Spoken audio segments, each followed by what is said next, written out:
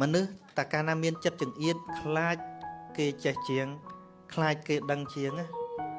កំណត់សញ្ញាទៅថាមិនមែនជាមេដឹកនាំល្អទេ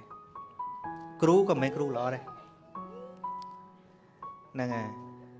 ដូចខ្មែរយើងបង្រៀនមកចេះតែទុកអាក្បាច់ការពារខ្លួនណាជាពិសេសក្បាច់គុណខ្មែរ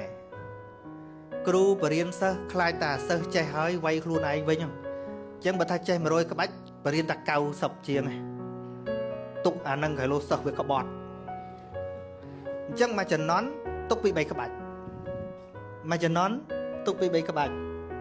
ចុះបើ100ចំណន់អស់លីងហ្នឹងហើយ